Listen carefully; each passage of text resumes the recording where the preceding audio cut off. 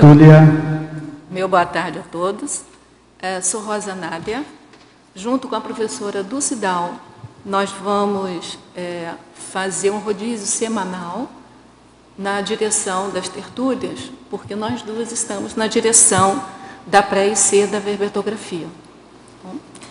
Hoje é dia 7 de julho de 2013, domingo. O número do nosso verbete de hoje é 2711. Nós temos aqui duas sincronicidades numéricas, porque termina em 11 e a soma dos algarismos realmente dá 11, né? O verbete tem 6 páginas, 45 logias e 22 máximos. O título, o tema, é Autodestravamento do Agente Retrocognitor e a especialidade é Parapedagogiologia. Quem redigiu esse verbete foi a professora Lane Galdino, veterana, né? A professora Lane Galdino, ela é funcionária pública, graduada em Direito e Ciências Contábeis, pós-graduada em Gestão Contábil, Econômica, Financeira e em Direito Tributário, brasileira, natural de Nova Aripuanã, Amazonas, voluntária da Conscienciologia desde outubro de 2004, docente em Conscienciologia desde fevereiro de 2006, tenepsista desde julho de 2007.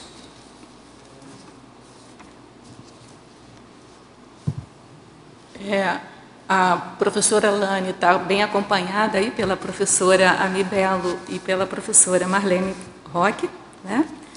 E nós vamos, então, passar a leitura da definologia.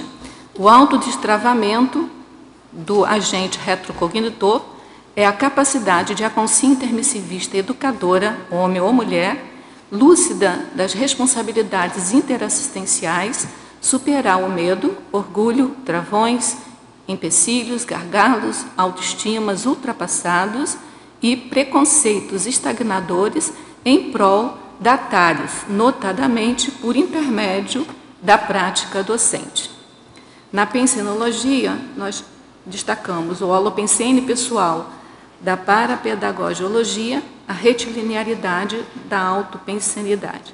Na fatologia, o reconhecimento de haver participado do curso intermissivo pré-ressomático, a superação do orgulho em prol da assistência, o despojamento para as reciclagens, o abertismo para receber heterocríticas assistenciais, a autocrítica imperdoadora, a autoconfiança das próprias potencialidades, as crises do autoenfrentamento docente, a polimatia necessária à qualificação da TARES, os ganchos didáticos do cotidiano da SOCIM, servindo como rapó para os alunos neófitos, e a eudemonia proporcionada pela interassistencialidade.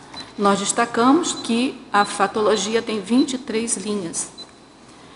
Com isso, constitui um máximo para o verbete, né?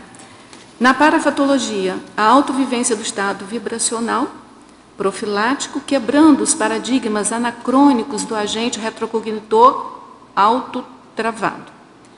A confiança nos amparadores de função, o desassédio mental somático gerado a partir do aprofundamento do estudo para as aulas, a intensificação dos parafenômenos ao ministrar cursos de conscienciologia, a homeostase holossomática representando o turning point do processo do autodestravamento.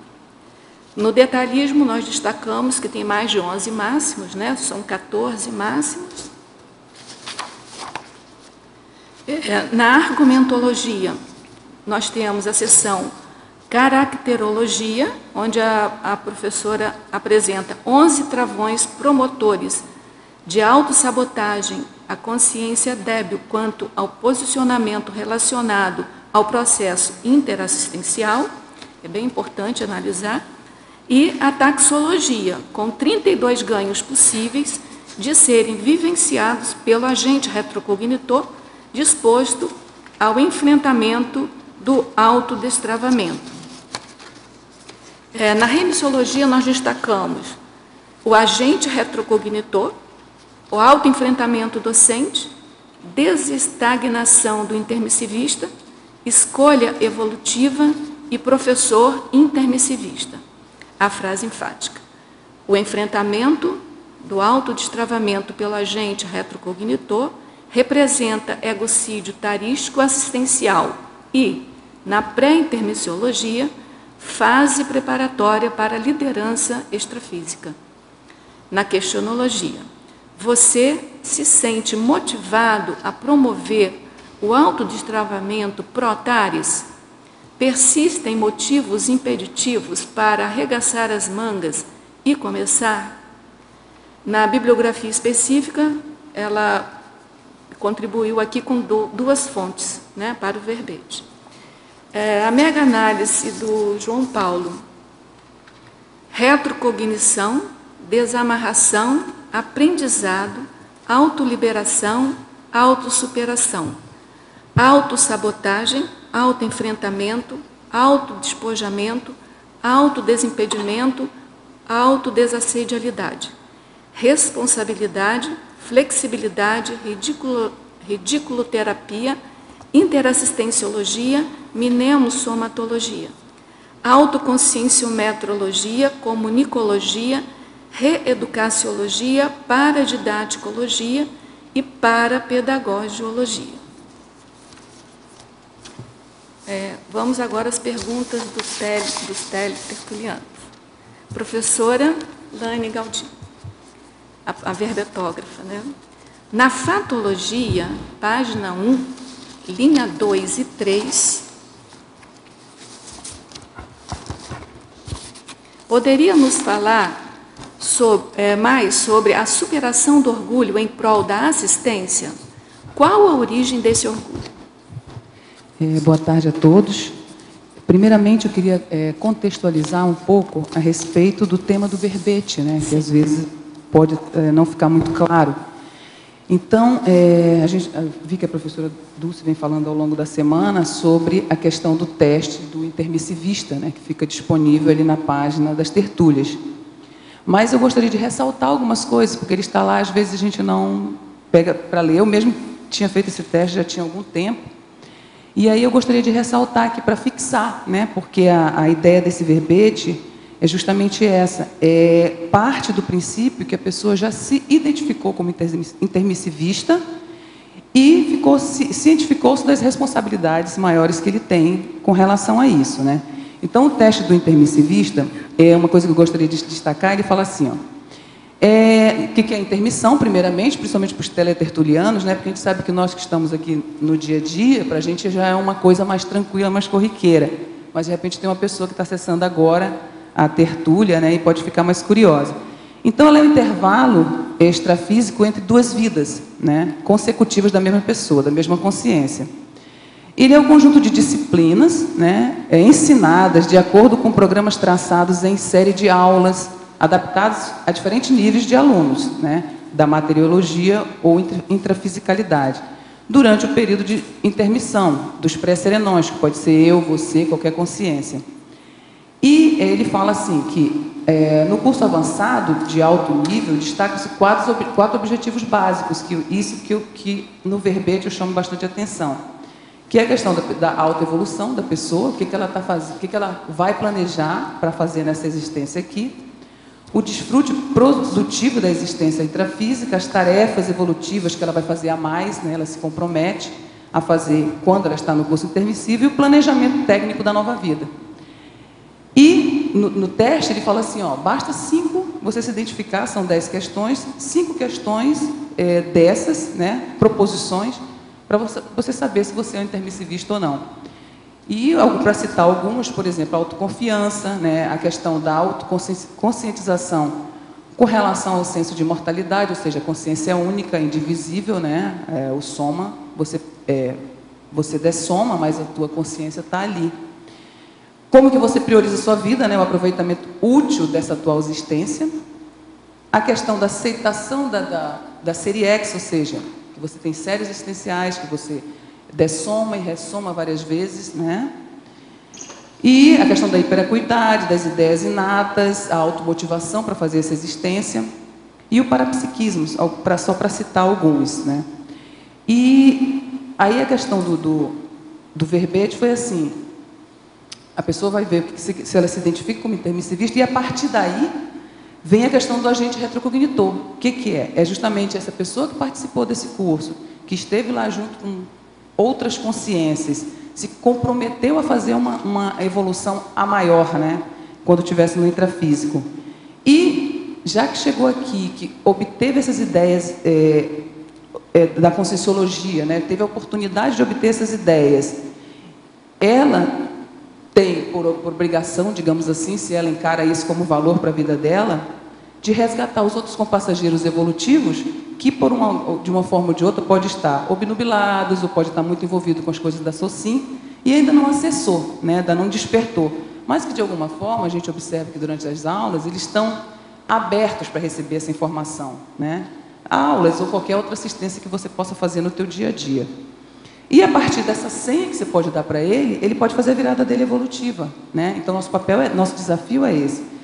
Enquanto docente, enquanto assistente, já consciente dessas ideias, fazer essa pessoa resgatar essas informações que, por alguma forma, pode estar embotada.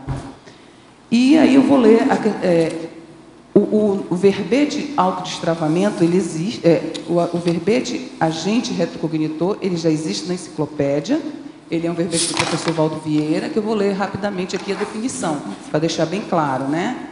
O agente retrocognitor, homem ou mulher, é a consciência educadora capaz de reavivar, sem hipnose, com auto- e heterocríticas, a holomemória dos mentais somas dos educandos egressos dos cursos intermissivos pré-ressomáticos, fazendo aflorar no presente,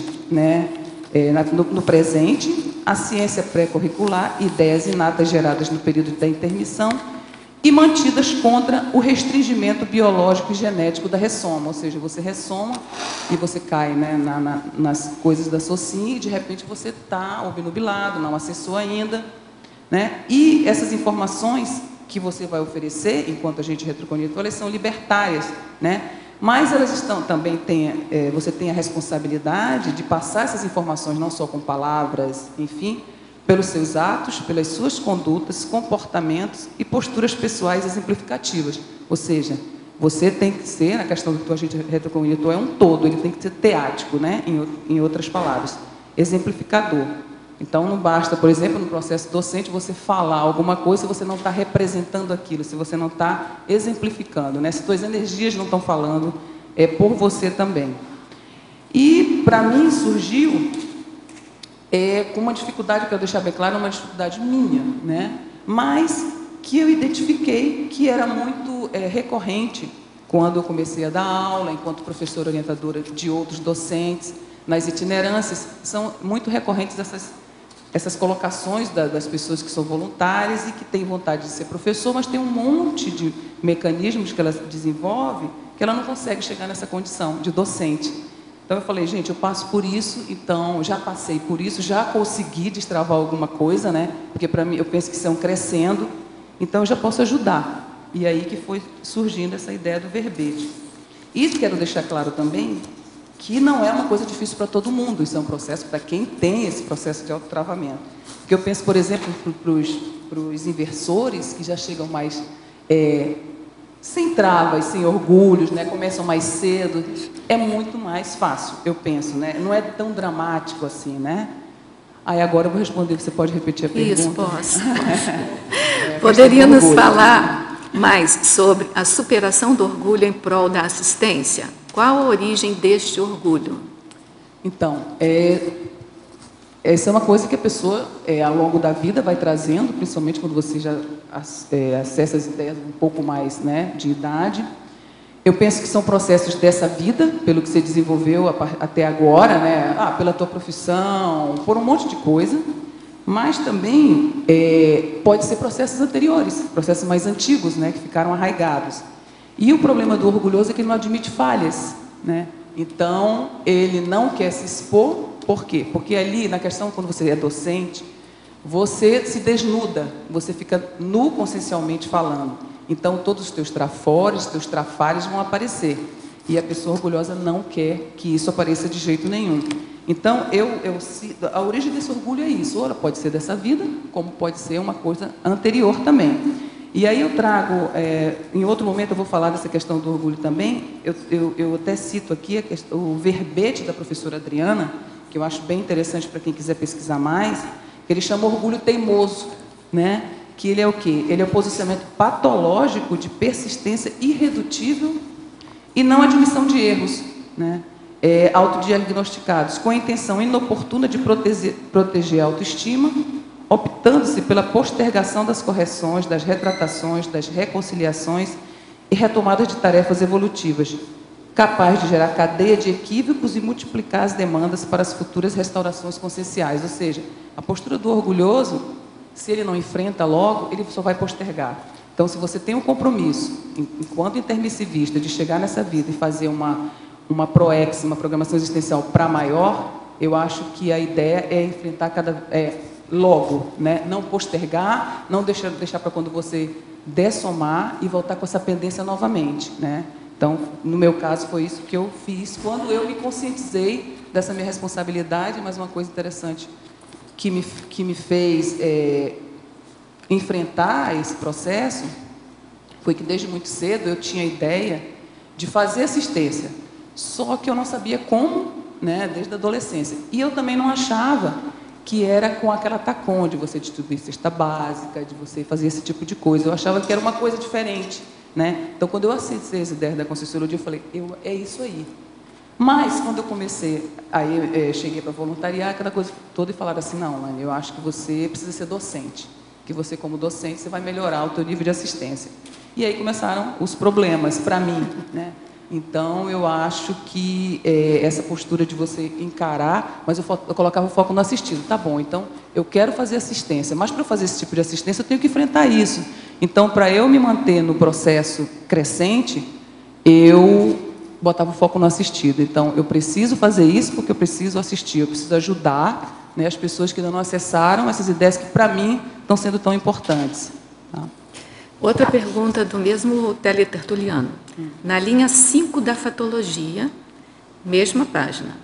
Como realizar a autoatualização da própria realidade consciencial após inúmeras retrovidas, muitas vezes marcantes, positiva e negativamente? Bem, eu penso que uma das coisas que você tem que estar, dessa atualização, é você estar fazendo autoconscienciometria constante. Eu acho que aí é um conjunto de coisas, de fatores que você pode fazer. Mas o que ajuda é você identificar o problema que você tem e trabalhar, né? Você fazer autoconscienciometria, por isso que a docência, nesse caso, ajuda, porque a pessoa vê assim, ela vai dar uma aula, por exemplo, e ela vê uma coisa que não saiu muito boa, saiu meio quadrada. Então, ela fala, não, isso aqui não está legal, eu preciso melhorar. E, a partir daí, eu vou procurar todas as ferramentas que possam me proporcionar essa melhora, né? Então, nós temos aí uma gama de instituições na Conscienciologia, né? Falando nesse caso, que podem te ajudar. Curso da Consciência, às vezes, se o negócio não está dando certo, vai fazer consciencioterapia. A primeira coisa, se você está, né, distante, uma das coisas que me ajuda muito é a reflexão. Eu sou uma pessoa que reflete muito, eu mais reflito do que falo.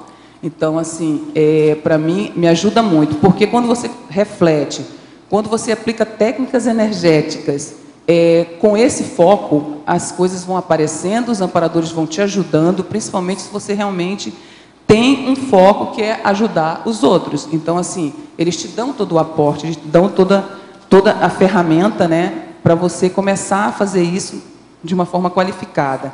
Então, reflexão de 5 horas. Eu cito em algum momento do verbete, mas já vou adiantar. Para quem não faz TENEPS, por exemplo, a técnica dos 20 minutos, né, que é uma técnica que eu acho muito eficiente, né, que ela tem no livro da professora Malu Balona, né, nesse livro aqui, tá? Autocura, através da reconciliação. E essa técnica, ela consiste em você trabalhar suas energias, você vai para um lugar tranquilo, uma poltrona, enfim, você trabalha suas energias e, a partir de certo momento, você disponibiliza para os amparadores te ajudarem, né? Te dá os insights, ou você já vai com foco, com uma meta para aquela técnica, ou não, né? Vai depender de você e você se disponibiliza e ali os amparadores realmente vão ajudar. Vão surgir os insights, né? Essa técnica só não pode ser feita ao mesmo tempo, no mesmo horário todos os dias, porque senão caracteriza uma TENEPS. Então, ajuda bastante. E para quem já faz TENEPS, a própria TENEPS, ou seja, as ferramentas que eu recomendaria: reflexão, TENEPS, técnica dos 20 minutos, conscienciometria, consciencioterapia, autoconsciencioterapia, porque você pode fazer isso com você. Ou seja, um despojamento para mudar, né? O que precisa estar firme para superar tudo isso aí é você querer mudar, você querer fazer diferente do que você já fez em outras vidas, né? Ainda na página 1, na linha 7 da fatologia. Como podemos otimizar nossa participação em cursos com postura docente? Essa questão é assim, vou falar da minha experiência. Quando eu decidi que realmente eu precisava encarar a docência, que isso ia me qualificar para me melhorar como assistente, a primeira providência minha, eu estava em outro centro, estava no centro educacional, de onde eu vim, de Manaus, e aí eu falei assim, bem, se é para fazer, vamos fazer. Então, eu comecei a ir para as aulas, me matriculei no primeiro CIP que tinha, né? E sentava ali e anotava tudo, até a respiração do professor. Eu via como era a interação dele com os alunos, como era a pergunta dos alunos e a resposta dele, via como é que era a questão energética, como é que funcionava, quando é que dava baixa energética, quando que o campo melhorava o campo energético, né? Eu vi que a questão do exemplarismo era fundamental, porque eu via quando tinha uma resposta para o aluno que não tinha a teática do professor, o negócio ficava falho, né? Baixava o campo de energia. Então, é essa postura docente, ou seja, você está lá observando tudo, você anota tudo e, óbvio, você tem que ter um discernimento para descartar aquilo que não serve para você, que não combina com você, né? Enquanto assistente, e aproveitar tudo aquilo que você pode realmente aplicar, né? Eu estava comentando antes de começar, no início da prática docente, às vezes você precisa realmente copiar algum modus operandi de algum professor, né? Você fala, não, eu gostei dessa postura, gostei dessa resposta, eu acho que vai se enquadrar, né? E aí você vai e faz. Às vezes, quando você está meio ainda começando, que você tem que pegar todas as ferramentas para você não falhar na hora, para não dar o branco, ou seja, tem muitas coisas, mais à frente eu vou abordar, existem muitas repercussões no início que não são tão favoráveis, mas depois vem as que são prazerosas. Então, você lança a mão de tudo isso para poder você bancar o processo docente. Então, é isso, assistir com postura docente é você se colocar no lugar do professor que está dando aquela aula. E ali ver o que você vai aproveitar para você, o que você pode colocar em prática. Então, na parafatologia, página 2, linha 6. Como funciona a técnica dos 20 minutos para se ter insights dos amparadores? Você já respondeu mais ou menos, se você quiser esmiuçar um pouco mais. Então, tá bom. Então, a técnica dos 20 minutos está no livro da professora Malu Balona, tá? No Autocura através da reconciliação. Ela consiste em você arranjar um ambiente na página, tá com o marcador aqui. Na página, depende da edição, mas na página 162, tá? Então, eu vou ler aqui o que ela diz da técnica. Favorece a autoconfiança e auxilia na definição da intencionalidade pessoal através do contato mais íntimo com os amparadores, tá? Então, ela fala, buscar um local tranquilo, onde possa ficar só, sem ser incomodado. Você fica de decúbito dorsal, numa poltrona confortável, enfim, e promove um relaxamento, né, do teu corpo, do teu soma. E você promove ali uma descoincidência. E, em seguida, você mobiliza a energia, enfim, faz o que você achar mais interessante, e, a partir daí, você dá passividade para os amparadores atuarem, né? Te dando insights, te dando dicas, te ajudando, enfim, te dando um aporte para você fazer as coisas que você está precisando fazer. Outro teletertuliano. Em efeitologia, última linha e final da página 2. Okay. Poderia expandir o efeito positivo da rediculoterapia? Tá certo. Então, vem para cá, para outra folha. Então, essa questão da rediculoterapia eu ouvi numa tertúlia, eu acho que era até uma tertúlia que a Rosa estava apresentando o verbete, e é um verbete do DAC, que o professor Paulo estava falando lá umas questões e a pessoa perguntou se tinha mais coisas escritas a respeito disso, né? E aí ele falou o seguinte, né, que a ridiculoterapia, vamos trazer para o contexto do verbete, trazer para o contexto da pessoa que é travada, que é orgulhosa, enfim, que tem esses mecanismos de defesa todos evidenciados. Para ela é muito difícil, né, chegar e se desnudar, e falar, né, e ficar como alvo das pessoas lhe observando. Então, é uma coisa meio difícil para ela. E a partir do momento que ela começa a se expor, no início, ela acha que isso é ridículo. Por quê? Porque ela vai ficar, né, exposta, né, a heterocríticas, né, e isso para ela não é boa. Então, a ridiculoterapia é isso, você tem que se expor, tem que enfrentar, né, tem que falar, ser alvo de heterocrítica, de deixar as pessoas realmente falarem o que pensarem, e aí você tem que... vai sair dali meio estrupiado? Vai. Isso não dá para dourar a pílula, vai sair estrupiado, né? Mas esse efeito é positivo depois, porque ela vê o quanto que ela se enfrentou e da próxima vez vai ser menos pior. Ela vai descobrir que a consciência não morre, né? Não morre, exatamente, não passa. Do chão não passa. Então é isso, então você se submete ao ridículo, né, nesse ponto. Outra técnica, assim, a pessoa que está mais travada ainda, não chegou nesse processo. Vai aprender a dançar, às vezes a pessoa é dura até no soma, né? Assim, ela é toda dura. Então, você vai dançar, vai fazer uma dança para poder o negócio ir soltando, né? E aí é isso. A ridiculoterapia é isso. É você se submeter a situações vexaminosas para você, que você acha que é um absurdo, e a partir daí você vai, cada vez que você vai fazer, o negócio vai melhorando, melhorando, daqui a pouco foi. Você nem pensa mais nisso, entendeu?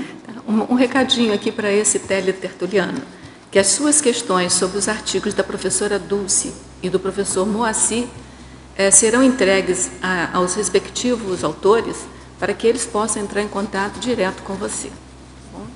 Bom, agora a gente entrega a professora Lani aos tertulianos. Lani, aqui na parafatologia, página 2, a quarta linha, de baixo para cima, depois segue, né? Só um pouquinho, deixa eu localizar aqui. Quarta linha, né, na parafatologia, o que mais?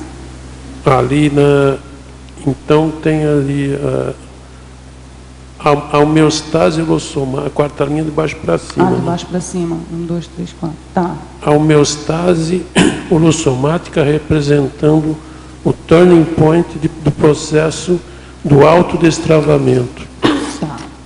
Então, vou falar uma coisa antes, é assim, quando eu comecei a primeira vez que eu fui assistir um curso da Conscienciologia, então eu fui assim, mega desconfiada, né? Eu não tive a questão, eu saí da religião direto para a Conscienciologia, então eu não passei pelo espiritismo, né? Aquelas coisas todas. E aí eu cheguei lá desconfiada, falei, vamos ver o que esse pessoal está falando. E aí eu ouvia aquelas ideias, algumas, né? Eu entendia, outras não. E aí, o que me chamou a atenção? Teve a primeira aula, teve o trabalho das energias. Aí sim, aí eu senti as energias, né? Não sentia aquele turbilhão, aquela coisa toda, mas eu percebi as energias. Então aquilo me chamou a atenção. Aquilo falou assim, isso aqui é bom. Isso aqui eu acho que eu quero isso para mim mais vezes, né? E aí, toda vez que eu estou em algum processo, que eu preciso uma aula, fazer um enfrentamento mais sério, eu vou pelas energias. Então, primeiro eu trabalho minhas energias para ver se a coisa anda, né? Se solta, se destrava. A partir daí eu começo a raciocinar melhor. E aí, quando eu comecei, deixa eu ver aqui, turning point, né? Quando eu comecei a enfrentar a questão da docência de uma forma mais séria, e eu vi que algumas coisas estavam me travando, ainda eu não estava pronta, e quando eu ia dar as aulas não rolava direito, ou seja, a coisa ainda estava meio presa. O que eu fiz? Eu falei, não, eu vou investir em cursos que tenham a ver com energia. Aí eu já tinha o primeiro curso que eu fiz foi ECP2, e eu tinha tido muita afinidade com esse curso. Eu falei, eu vou fazer mais ECP2.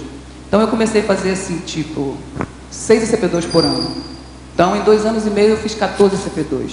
Então, o que aconteceu? Realmente eu saí uma outra pessoa depois desses cursos, me ajudou demais, me autodesassediou, e além disso, concomitantemente, como eu já estava em Foz do Iguaçu, eu comecei a fazer as dinâmicas parapsíquicas, que também foi uma coisa que ajudou demais. Então, quando eu voltei para a questão da docência, né, investi mais firmemente na questão da docência, tentando, né, fazer outro tipo de docência, de itinerância, então a coisa abriu, sabe? Muitas coisas, muitos travamentos que eu tinha antes já não representavam dificultadores. Então, nessa questão que eu coloquei aqui. A outra coisa, você não pode entrar num processo de assistência sediado, porque quando você vai fazer interação com alguém, tem você, tem aquela consciência, tem as companhias daquela consciência. Então, assim, se ela está num processo mais assediado e você não está homeostático, a coisa não vai dar certo, você não vai conseguir ser assertivo com aquela assistência, né? Então, por isso que eu coloco, eu vejo a coisa super importante, o processo da homeostasia holossomática para o autodestravamento. As coisas parece que afrouxam, relaxam, você consegue raciocinar melhor. E aí, eu lembrei de uma coisa aqui, nós temos no ECP2, é uma das aulas que a gente fala, tem lá a questão da conexão holochakra, né, mental-soma. Então, o que acontece? Quando você... O campo ali do ECP2, ele é mais, ele está mais denso, né? Está propício para fazer assistência. Quando você começa a trabalhar a energia, quando você se submete àquelas energias ali, quando você fica lá relaxado e deixa os amparadores te ajudarem, o processo é tão intensificado que você começa, depois daquilo, você começa a pensar melhor. Parece que as coisas clarificam, ou seja, as tuas energias trabalhadas fazem com que a tua mental-soma raciocine melhor, né? A gente fala assim, não, a pessoa entra cinza, né, e sai branquinha no final do curso, colorida, né? Então é exatamente isso, é o banho energético, é o aporte energético que ela consegue obter durante aquele curso e ela começa a pensar melhor, você vê que a pessoa começa a perguntar, começa a raciocinar, começa a ter insights que antes ela nem pensava, né? Então, assim, tirando o contexto do curso, que ajuda muito, mas você fazer com você mesmo esse tipo de trabalho energético, intensificar, vai ajudar muito na aceleração da tua vida como um todo. É só mais uma aqui. No paradoxo, paradoxologia só tem um paradoxo, não? É o paradoxo do autopesquisador com muita anotação e pouca produção de gestão. Tá. Eu acho que para nós aqui a gente vê que a realidade de bastante gente, eu me incluo, né, totalmente dentro dessa questão aqui. Eu vejo que a gente vem assistir curso, a gente sempre com postura, né, de assistido, e anota, e anota, e anota, e não faz nada com isso, no final das contas, ou faz muito pouco com isso, né? Então, você está tendo ali naquele momento, nesse processo, uma postura de assistido. Você não está pegando essas informações e produzindo alguma coisa com essas informações. Então, eu vejo que o professor Valdo aqui, ele insiste com a gente com relação a isso, e ele deixa bem claro isso, por exemplo, no círculo mental somático, né, que ele fez de propósito, quando colocou o lado daqui, eu acho que é o lado A, né, só com os autores, e o lado B lotado de gente que está fora ainda desse processo, né? Então ele deixa bem claro essa questão de que a gente está fazendo muito pouco com as informações que a gente vem obtendo, porque nós que estamos, por exemplo, aqui, todo dia, as pessoas que podem, né, todo dia na mini tertúlia, nas tertúlias, assistindo os cursos, mas e as produções? Eu fico vendo, por exemplo, eu mesmo, esse verbete aqui já tem mais de 6 meses que eu comecei a fazer, agora que ele saiu, então assim, é um absurdo, assim, para mim, eu vim para cá para apresentar esse verbete e refletindo. Então, assim, preciso fazer mais, preciso escrever mais. É a questão de levar jeito e não tem muito para onde correr, né? Precisa produzir mais. Então, é esse que é o paradoxo que eu penso. A gente ainda anota muito e produz pouco. Lani, aqui na página 5, no item 9, você coloca o binômio retroalimentador TENEP-STARES. Manutenção do sinergismo entre as duas ferramentas fundamentais para o exercício interassistencial. Eu gostaria que você falasse mais e até quero aproveitar a presença da professora Dulce e da professora Rosa, que são super conhecedoras, né, da enciclopédia, se elas puderem falar também por quê. Porque eu já ouvi em alguns cursos as pessoas falarem que a TENEP seria TACOM, e eu discordei. Então, se você puder falar, porque se associou como TARES, e eu também.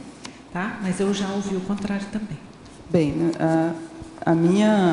o meu conhecimento da questão da TENEPS, da questão das energias, é como TARES, né? Então, assim, eu lembro quando eu fazia TACOM ainda, né? Com amigos, aquela coisa de escutar, de ajudar, parará. Eu nunca associei com um trabalho de energia tão avançado quanto a TENEPS, tá? Então, na minha concepção, ela é TARES. E a questão aqui desse binômio retroalimentador é que eu vivencio.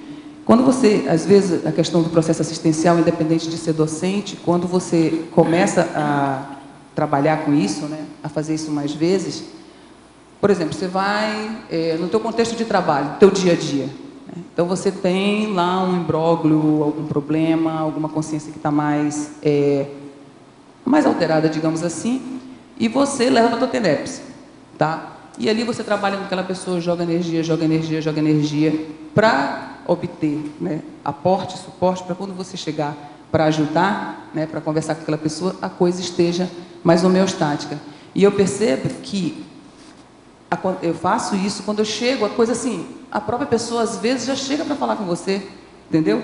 Digamos assim, um dia anterior, 2 dias antes, a pessoa estava super travada, super fechada, não te dava abertismo para você conversar. Quando você joga na TENEPS, joga energia naquele negócio, chega lá, parece que a coisa desanuviou, né? E o contrário também. Quando você já está no processo assistencial, está dando uma aula, por exemplo, e você faz ali um esclarecimento, às vezes vem rebarba para você, tá? E aí você leva para a sua TENEPS. Às vezes você começa um processo assistencial ali com a pessoa, numa interassistência, e você leva para a sua TENEPS, e ali vai limpar às vezes, porque às vezes só você trabalhando energia durante o dia, ou seja, você não consegue aquele sucesso e ficar completamente livre daquelas energias que não ficaram muito bem, digamos assim, ou você mesmo escou. Às vezes você tem escado aquele processo da pessoa. Quando você leva para a TENEPS, aí a coisa, né, desanuvia. Então, para mim, são 2 ferramentas que eu uso muito na hora da assistência, seja docência, seja interassistência no dia a dia. Você utiliza como um sinergismo, né? Com relação à questão de TARES e TACOM, na minha opinião, TARES e TACOM é bem indissociável. Onde tem TARES, tem TACOM, onde tem TACOM, tem TARES também. O que tem é predominância. No meu entender, na TENEPS tem predominância de TARES. E mesmo que você jogue energia achando que aquilo vai ser TACOM, a sua energia já está impregnada de alguma intenção, e essa intenção, ela atinge o pensene, que é, na verdade, um esclarecimento. Então, eu vejo que a TENEPS é um esclarecimento, majoritariamente esclarecedora, mais do que TACOM. Rosa, eu queria só complementar com uma percepção que é assim: tudo a gente pode consolar e tudo se pode esclarecer. Depende do cabedal e da capacidade. Se eu tenho condições de ir um pouco mais fundo e eu não vou, porque eu fico com medo da reação da outra pessoa, eu mudei a minha postura, eu estou com uma postura mais aquém do que eu realmente posso, aí eu deixo a desejar. Então, não só a TENEPS, mas em tudo, o tempo todo, eu acho que nós podemos tanto consolar como esclarecer. A decisão é da própria pessoa, além, claro, da capacidade da outra pessoa e da nossa. Mas esse aqui é o diferencial. Não se dissocia, eu acho que elas vão juntas mesmo. Depende da capacidade, da necessidade, do quanto você pode doar e da clareza e da lucidez que se tem no momento que a gente está interagindo. Até porque um esclarecimento de uma pessoa bem mais evoluída para a gente, aquilo, até certo ponto, é uma TACOM que ele está fazendo com a gente, na minha opinião, tá? Mas, assim, TARES por quê? Porque ele atinge através do veículo do esclarecimento. Eu penso um pouco como a Fabiana, a questão do micro-universo da pessoa que vai mandar. O que você está esterilizando? Você está pensando em quê? Então, em esclarecer ou em consolar? Obrigada. Bom, vamos então à pergunta do Tertuliano. Na fatologia, terceira linha, a verbetógrafa poderia comentar sobre o ato de abrir mão do controle?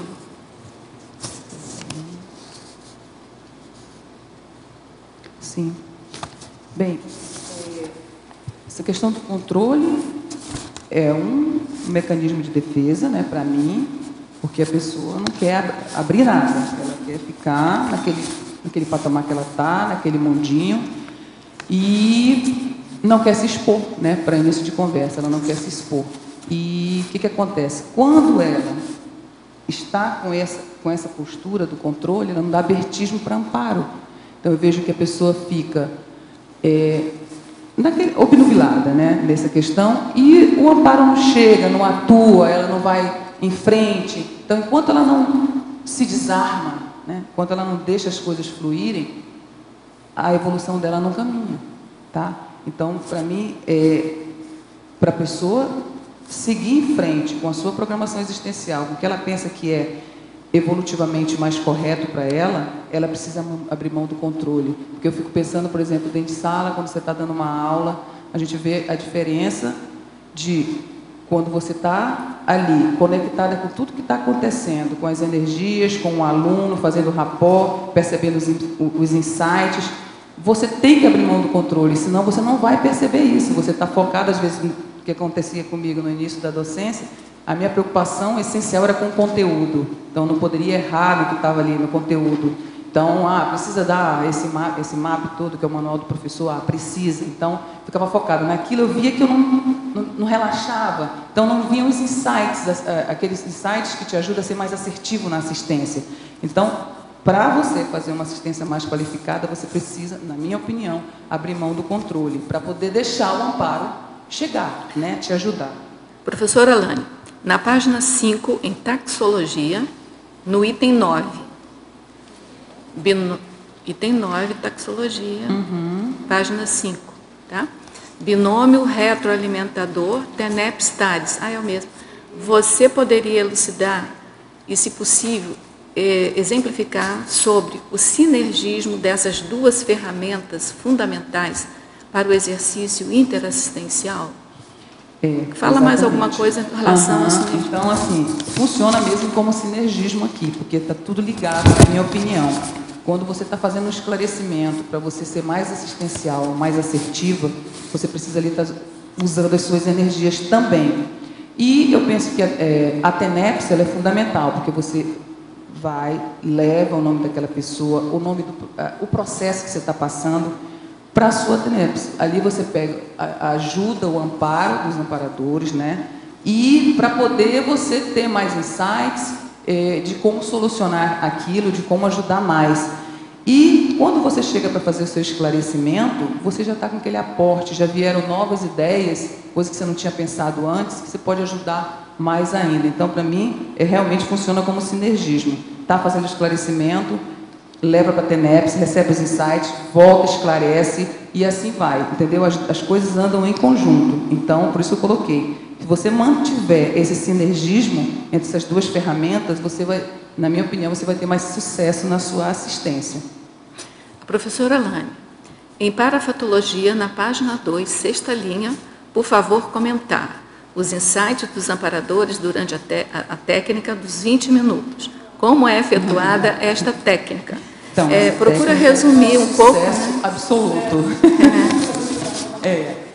Novamente. Então, ela está nesse livro, Autocura através da Reconciliação, da professora Maru Balona, e ela consiste em você trabalhar suas energias em um local tranquilo, adequado. Eu recomendo essa técnica preponderantemente para quem não faz TENEPS, né? Porque no início, assim, às vezes só a questão de trabalhar, né? Vou fazer o EV e tal, vou exteriorizar energias, e às vezes você não pensa num plus, que para mim essa questão dessa técnica dos 20 minutos, ou seja, além de tudo isso, você se disponibilizar para que os amparadores atuem com você, te ajudem, te dando insights. Então você trabalha as energias, depois de um tempo você está num local confortável, numa poltrona, e aí você se disponibiliza para os amparadores te ajudarem. Então, basicamente é essa técnica, e ela não pode ser feita no mesmo horário, né, porque senão já caracteriza uma TENEPS, mas ela ajuda muito, principalmente as pessoas que ainda não fazem TENEPS. A verbetógrafa. Na página 3, em paradoxologia, favor comentar sobre o paradoxo do autopesquisador, com muita anotação e pouca produção de GESCOM. Também pode fazer um outro resumo, né? Porque você já comentou sobre isso. Então, isso aqui é aquela condição de você sair da sua postura de assistido, né? De você ir aos cursos, ficar só absorvendo as informações e anotando, e não fazer nada com aquelas anotações. O que eu posso produzir a partir dessas anotações que eu fiz num curso, num CIP, que eu fiz no ECP2, que é aquele campo super assistencial e cheio de ideias novas? O que eu vou fazer com essas anotações? Tanto que a gente fala assim, praticamente todos os cursos, né? Tenham postura de autopesquisador. Essa postura de autopesquisador, para mim, foi assim, uma coisa fantástica que eu descobri na Conscienciologia, porque eu vejo que quando você está no dia a dia, na SOCIM, você não pensa em autopesquisa. Pouquíssimas pessoas pensam em autopesquisa, né? Assim, o que eu vou fazer com isso, né? O que eu posso melhorar em mim? Pelo menos pela minha vivência com as pessoas que eu convivia, as pessoas não estão ligando muito para isso. Então, você ter essa postura de autopesquisador vai te proporcionar fazer as anotações, prestar atenção em tudo que está acontecendo e, a partir dali, produzir para ajudar os outros, né? Então, assim, qual é o principal de tudo que a gente está fazendo aqui na Conscienciologia? É, na minha opinião, se autoqualificar para ajudar mais, né? Esse, para mim, é o compromisso que a gente fez no curso intermissivo. Em Enfatologia, página 2, terceira linha de baixo para cima. Gostaria que comentasse o autoexemplo servindo de radar para o resgate das amizades intermissivas.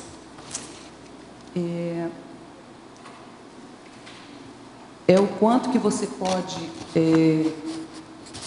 captar, né, dos teus compassageiros evolutivos. E para isso, eu vou citar caso no meu trabalho, por exemplo, pouquíssimas pessoas sabem o que eu faço da minha vida particular, principalmente do voluntariado. Então, mas como Foz do Iguaçu é muito pequeno, eles acabam descobrindo, né? Alguém fala, e alguns ficam antagônicos, outros viram a cara, aquela coisa toda, né? Mas eu fico ali na minha, muito tranquila, né? Seguindo a minha vida.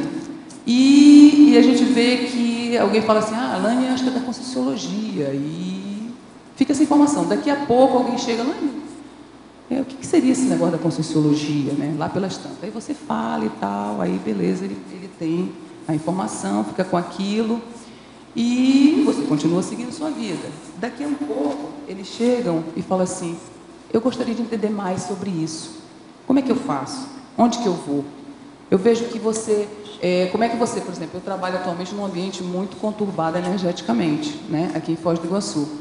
Então, eu preciso de um reforço de energia assim, superior para poder aguentar. E algumas pessoas falam assim, Alane, como é que você tenta, né? Como é que você consegue ficar um pouco mais, né, na nossa linguagem homeostática em relação aos demais, não se assediar tanto? Aí eu falo, não, é porque eu faço umas reflexões, eu tenho uns trabalhos de energia que eu faço, e a pessoa, como assim? Você pode falar mais? Então, assim, as pessoas vão se motivando pelo teu autoexemplo, e eu acho que é por aí. É uma outra coisa que eu vejo, você está dando aula, né, está numa sala de aula, e aí o aluno vê como é que você funciona, né? Observa, o aluno observa tudo, o trafá, trafó, e aí ele se interessa um pouco mais, ele quer saber como é que você chegou naquela condição, e aí você pode ajudar mais. Então eu vejo que o autoexemplo é tudo, né? E aí com isso você vai ajudando e você vai resgatando os teus amigos que ficaram para trás, né? Nesse caso ainda, aqui mesmo nessa vida. Comigo já aconteceu várias vezes isso, por isso que eu achei interessante colocar aqui no verbete. Bom, alguma pergunta? Keiko, você queria fazer pergunta? Pois não. Depois, a Keiko vai fazer uma pergunta. A Keiko faz uma pergunta, logo em seguida ela te passa o microfone. Lani, então, na frase enfática, né, você traz aí a questão do intermissivista fazer o trabalho de resgate, né, dos compassageiros evolutivos nesta vida intrafísica. E depois você expande para o trabalho do mesmo intermissivista na pré-intermissão. Eu achei bem interessante, você poderia comentar? Sim. Isso aqui, o que eu penso? Eu penso que nós estamos aqui, como eu li ali logo no início, a questão de você se identificar como intermissivista, que eu acho que é o ponto de partida. E, a partir daí, você vê o que eu estou fazendo nessa vida para honrar os compromissos que eu fiz no curso intermissivo. E, principalmente, para fazer a maior, para melhorar, para poder, quando eu sair dessa vida intrafísica, fazer uma coisa diferenciada no extrafísico. Tudo bem, né, que a gente sabe que o primeiro trabalho nosso vai ser fazer resgate na baratrosfera, mas eu acho que até para isso você tem que estar mais qualificado, tá? Então, é isso que eu pensei. O que eu estou fazendo nessa minha existência? Eu estou me melhorando o quanto eu puder, para quando eu der somar, eu ter limpado muita coisa das vidas que eu trouxe anteriores, porque eu acho que essa é a melhor oportunidade. né? Para o nós de fazer... autodestravamento, né, que você está... Exatamente. Então, é isso que eu coloquei na frase fática. Então, você vai fazer o melhor que você puder aqui nessa vida para quando você der somar, você se preparar para uma liderança extrafísica, né? Não interessa o trabalho que você vai fazer. Sim. Você vai fazer e já vai ter mais discernimento para fazer as coisas em um patamar diferenciado, sabe, Kay? Então, é um diferencial que você já pensa além, né? Não só nessa vida, ser completista nessa vida, mas você já pensa além, né? No próximo Exatamente. período intermissivo, o que você vai fazer, né? Sim, foi isso que eu vai pensei. Mais preparado para isso. Eliane. Laine, aqui é Eliane. Eu gostaria de saber a diferença de parapedagogiologia para parapedagogia, que para mim essa especialidade é totalmente nova, não conhecia. Isso aqui é a especialidade, né? Parapedagogiologia, né? É uma especialidade da Conscienciologia. A parapedagogia é você fazer diferente de uma docência comum.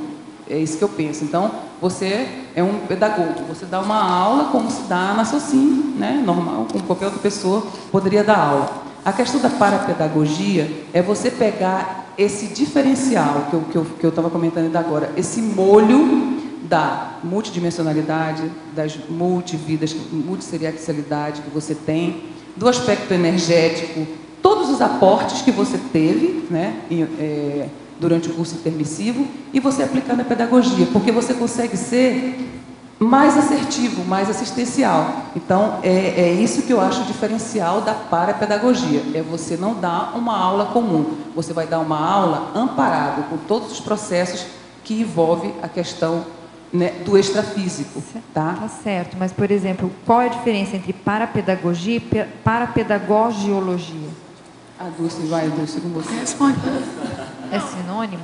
Não, é o seguinte, tem algumas especialidades, aí estou falando em termos de enciclopédia, nada específico com o verbete da professora Alane, e a professora Rosa aí também pode complementar, mas enfim, tem algumas especialidades da enciclopédia que tem sinonímios, que é como se, eu entendo que o professor Valdo, ele coloca alguns neologismos enquanto testes para ver o que cola mais na nossa comunidade. Isso, ele faz eu isso. tenho a impressão, eu nunca perguntei isso para ele, mas eu tenho a impressão que a parapedagogiologia é um desses vocábulos. Na verdade, no caso da logia, é a explicitação de ser uma ciência, tá certo? Uma ciência estudando a parapedagogia. Ou seja, estaria dando ênfase na logia, na ciência em si. Agora, em algum momento se escreveu parapedagogologia, o que era muito feiosa essa palavra, não sei se vocês concordam, não colou.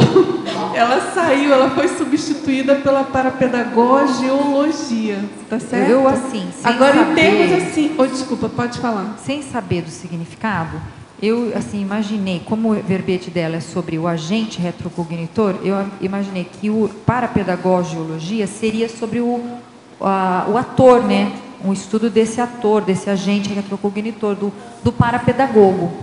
E a parapedagogia seria o estudo, né, conforme ela explicou. Não. Do que eu sei, né, de tudo que a gente já pesquisou em termos de enciclopédia, não é isso, não. É o estudo da ciência da parapedagogia mesmo, entendeu? Não especificamente do parapedagogo. Tá certo? Não sei, professora Rosa. Até onde eu sei também, é uma tendência de homogeneização das especialidades, da forma de escrever as especialidades. Então, tá tendo, normalmente vai tendo mudança ao longo do tempo, né? Não sei se você está lembrado também, antigamente era grupo Karmalogia, agora é grupo Karmologia, enfim, ele vai mudando de acordo com seria interessante, a gente sabe que tem algumas iniciativas aí independentes de fazer essas listagens com as definições das novas especialidades, que são muitas. O Antônio, ele passou uma listagem para a gente lá do Cinel de 1.048 especialidades. E ainda é de 2011. Desde lá o professor Valdo fez mais. Parece que a Adriana Lopes também tem uma lista dessas especialidades. Seria interessante juntar tudo, né? Fazer alguma hora. Falar com a Lourdes se ela topar fazer isso aí. Agora que ela está de férias, do dicionário. Inclusive, essa listagem, outro dia eu recebi um e-mail, fui copiada de um e-mail até da equipe da IAC, eles pedindo justamente uma listagem das especialidades para transladar para o inglês. Então, realmente é uma listagem que ela precisa ser mais divulgada, porque hoje em dia a gente tem, se eu não me engano, a última listagem divulgada só tinha 300 especialidades. E claro que tem nesses recursos informáticos, né, da enciclopédia, claro que você tem algumas consolidações, né, de disciplinologias da enciclopédia. Você tem a consolidação das especialidades, mas nenhuma delas consolida, de fato, todas as logias da E não tem concessões ainda, né? Tem um trabalho bacana de fazer. Fora os do DAC, tá certo? No DAC tem inúmeras novas. Agora, algumas dessa forma de escrever a especialidade, elas vão saindo da moda, né? Por exemplo, pedagogologia não se usa quase mais, está se usando mais a pedagogiologia. Fica melhor mesmo, né? Quando depois você fala umas 2, 3 vezes, você já começa a se acostumar. Então, vamos então, mas sim. O microfone, por favor. Liga o microfone. Não. Oi, agora. No caso, a equipe de verbetografia, vocês têm uma listagem dessas especialidades assim, mais atualizada? Porque assim, a mais atualizada que a gente teve conhecimento foi essa, inclusive com 1048. Mas vocês têm isso assim? Não, o que a gente tem é o que a professora Dussidal falou. A gente tem alguns mecanismos de busca que permitem a gente ter algumas listagens. Né? Mas, assim, vamos dizer, total... Oficialmente, assim, a maior ainda não. Mas seria legal, a gente gostaria até de ver depois. A gente aceita voluntário para fazer a lista. Né? Então, Dulce, a professora Mi já faz um tipo de lista que é muito importante. Sim, com certeza. Então, a gente aceita outros voluntários para tirar as repetições, enfim. Bacana. Eu tenho a impressão que o Antônio e Everaldo têm trabalhado nessa questão da hierarquia.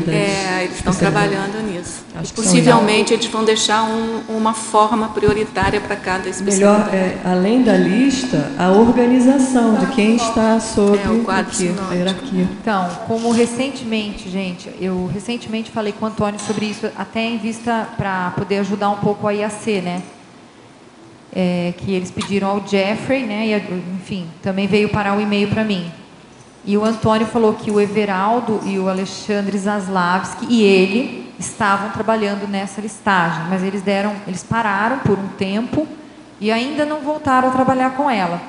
Mas eu acho, assim, até importante consolidar o termo, oficializar o termo e deixar, por exemplo, que nem ela falou da grupo Karmalogia, agora mudou grupo Karmologia, né?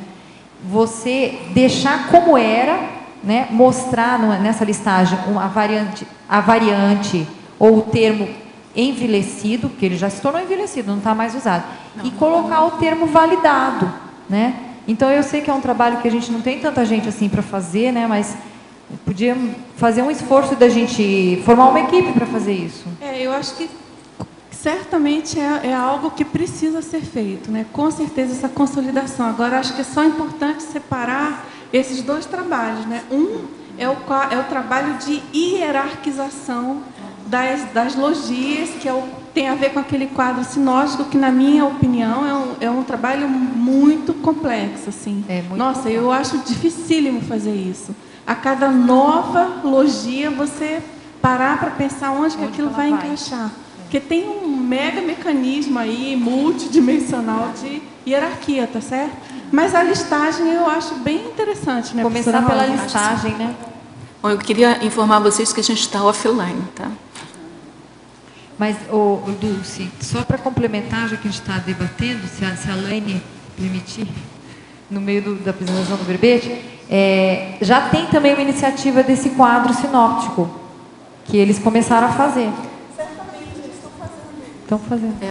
Fala no microfone mesmo a gente estando offline. Não, com certeza. Eu, inclusive, em algum momento, eu tive a oportunidade de perguntar para o professor Valdo, conversar um pouquinho sobre isso, e ele, então, na época, me comentou comigo e eu confirmei. Realmente, o Antônio e os Aslaves, que eles estão, e Everaldo, eles estão trabalhando vamos dizer assim, na atualização do quadro sinótico, da Conscienciologia, que antes, originalmente foi publicado com as 70 especialidades, tá certo? No Projeciologia, não é isso? E eu acho que é até interessante esse quadro sinótico, dá licença, tá, professora Alane? Que eu, particularmente, quando eu estou pesquisando algum assunto, me dá essa curiosidade, né? Puxa, onde que essa logia se encaixaria e que outras especialidades são correlatas a ela, enfim. Eu acho que é um trabalho muito interessante, eu entendo, assim, a demora e tudo deles, porque é algo realmente muito complexo, né? Que exige muito conhecimento, assim, da Conscienciologia. Ainda dentro desse assunto, eu vejo que é uma coisa que ainda está no processo, Eliane. Porque se você olhar os verbetes do DAC, aquilo houve um boom das logias. Outras especialidades. Então eu entendo até que essa parada que eles deram foi para esperar a criatividade aí, a euriscologia, que vieram com os verbetes do DAC, né? Que vem muita coisa nova. É um processo também gradual, né? Vai se testando o processo. Por exemplo, Carmar, você optou agora por Carmot. Isso é natural, essa variante ortográfica, essa variação normal. Vai chegar um momento que isso vai ficar mais tranquilo, mais sedimentado. E aí o trabalho fica mais retilíneo. Normal. Multidimensão também era multidimensionologia, agora multidimensiologia. Alguma coisa assim. Tem uma diferença também. Né? Mas, enfim. Voltando aqui ao... Tânia. Professora Alane. Oi, menina. Pode falar. Aqui, na página 3, na binomiologia, onde diz binômio, autossuficiência docente, preterição de imitação. O que tu pode ampliar para nós? O que seria isso? É assim, quando você começa o seu processo docente, na mesma linha do que eu falei ainda há pouco sobre assistir aos cursos com postura docente, então você ainda está muito inseguro, né? E aí você, como eu falei, anota tudo, né? Até a respiração, né, do professor, para ver o que você aproveita para você, né? Que você pode levar para o teu processo docente. E quando você vai começando a ficar mais seguro, né? Vai fazendo dando aula, vai ficando mais seguro daquilo que você está fazendo, você vai abandonando, né? Essa questão, vai preterindo essa tendência à imitação, tá? Porque você vai arranjando as suas próprias técnicas docentes que você vai experienciando e vai vendo se vai dando certo, e a partir dali você é autônomo, entendeu? Você começa a fazer uma diferenciação. Não preciso mais disso, não preciso mais de muleta, não preciso mais de nada, né? Até aquele monte de anotação, por exemplo, no meu caso, eu fazia um monte de anotação para não perder, né, o raciocínio, era anotação maior, menor, dica no quadro, né, no cantinho do quadro, ou seja, um monte de coisa que porque falta realmente uma bagagem para você nesse aspecto. Depois não, você vai ficando mais livre, as coisas vão melhorando, então você consegue dar uma aula melhor, sem tanta muleta, sem estar, né, se apegando a tanta coisa assim, para poder não perder o raciocínio, não esquecer as coisas, né? Porque você já tem uma bagagem, você já tem mais experiências para passar. É nesse sentido. Entendi. Não só para complementar, quando tu falaste do início da tua docência na Conscienciologia, né, nos primeiros CIPs e tal, tu fazia uma série de anotações, ficava presa em conteúdo. Já aconteceu em algum aspecto que, porventura, deu aquele branco do conteúdo? Ou tu fez todas as anotações, amarrou a aula, ficou bacana, mas teve um momento que na aula mesmo a aula voltou para outro caminho e tu teve que improvisar, eu digo improvisar, mas assim, ampliou o amparo. Ao invés de tu ir para o viés do conteúdo, como estava ali, tu atendeu uma demanda do aluno, correu uma assistência maior e a aula tomou outro rumo. Como é que foi isso? E aí é que eu penso que você cresce como docente. Entendeu? Porque aí você, naquele momento, você desarma por alguns segundos e fala, não era isso, eu não planejei isso, e agora? Mas você se vira e fala, não, calma, vamos agora assistir. Entendeu? Porque quando você está naquele processo seu ainda egóico, de estar preso às coisas do conteúdo, às vezes o aluno está perguntando uma coisa e você não está ouvindo. É isso que eu notei, entendeu? Você não está nem ouvindo pela tua preocupação, fixação, fechadismo naquela coisa que você tem que passar. Quando você pega de surpresa, né, logo no início, você... E agora? Agora eu vou contar comigo mesmo e com o amparo. Aí que eu falo que você tem que abrir mão do controle. Você fala, agora danou-se, descontrolou tudo, agora eu vou ter que me virar para poder assistir esse aluno. É quando você põe o exemplarismo, quando as energias se fortalecem, o campo energético dinamiza, entendeu? Muda completamente. Então, para mim, sempre que aconteceu isso, foi a melhor forma para me ajudar a me autodestravar, digamos assim. É muito interessante. Obrigada. Lani, aqui em antagonismologia, na mesma página, o último antagonismo, docente superempático com sim antipático. Fala um pouquinho para a gente como é que o professor dá conta do aluno antipático. Na realidade, eu não coloquei isso aí pensando no aluno. Não. Eu coloquei baseado numa experiência seguinte do professor. Tá? Então, eu vou contar uma história lá de trás, em 2004, 2005, 2006, enquanto eu ainda estava em outra cidade. Então, eu recebia professores itinerantes lá. Então, era sensacional o curso, terminava aquela primeira, a pessoa era super assistencial, conversava com você, né, saía para tomar cafezinho, aquela coisa toda. Você, nossa, esse cara é muito legal, né? Essa pessoa é muito legal. Aí você vinha para Foz do Iguaçu, por exemplo. Aí você cruzava com a pessoa ali, a pessoa nem dizia bom dia para você. Então, aquilo me dava um choque de realidade. Falei, gente, como é que pode isso? A pessoa era sensacional, como itinerante, parecia que era teu vizinho, né? Ali, next door, né? Amigo de curso intermissivo. E, de repente, a pessoa é outra, né? E aí você puxou vira a cara. Aí me remeteu a um verbete do DAC, que eu estava aqui, que eu achei sensacional. O verbete do professor Val, do dia 7 de abril, que chama cumprimentologia. Tá? Aí lá pelas tantas ele fala assim, epiconologia. O fato de alguém virar o rosto para os outros com desdém é sempre sério. Uma pessoa vai funcionar no SCP-2 na condição de epicon se ela vira a cara e não cumprimenta os outros, né? Ele é epicon, ela é epicon, né? Se você vira a cara para uma consim na vigília física ordinária, está desprezando a assistência extrafísica e todas as consciex necessitadas de ajuda. Então, assim, eu pensei nisso. Aí tem mais uma coisa, autopacienciologia. Quanto mais vocês ficarem de cabelos brancos em pesquisas no âmbito da conscienciologia, mais paciência precisam ter, ou seja, paciência galáctica, né? Então, eu pensei nessa condição de você, é um desafio para mim, né? Ir seguindo nas minhas coisas da docência, mas jamais perder essa questão da empatia, né? Da leveza, de estar cumprimentando todo mundo, porque eu acho que faz parte, você não pode ser uma pessoa dentro de sala de aula e outra completamente diferente fora de sala de aula, sabe? Você é uma consciência só, única. Mas, Lani, em sala de aula existe o efeito amparador. Exatamente. Nós somos melhores do que nós somos. Eu sei disso, mas você pode manter essa homeostasia fora da sala de aula. É uma tentativa, né? Eu estou tentando mostrar que muitas vezes, para o docente, ele está numa condição plus. Uhum. Claro, às vezes ele vai adquirir uma coisa que ele ainda não tem. Então, você quando vê numa outra condição, como é que ele era agora não é? Não, ele nunca foi. Ele ali estava aprendendo a ser. Mas o ideal é que aprenda com essas análises. Aí que entra a autoconscienciometria, entendeu? A puxada de orelha do professor com o verbete vem bem a calhar. Exatamente, tanto que eu coloquei isso aqui, aí a revisora falou, Lani, mas isso aqui acho que não está legal, não estou entendendo, acho que tem que tirar. Falei, não, eu gostaria que continuasse, porque... Mas já que eu perguntei sobre o aluno antipático, você já teve experiência de aluno duro de roer? Ah, sim, já aconteceram algumas vezes, né? Então, é aí que eu vejo que você tem que dar abertura para o amparo, se desarmar, esquecer conteúdo e ver qual a via de acesso você vai conseguir chegar naquela pessoa.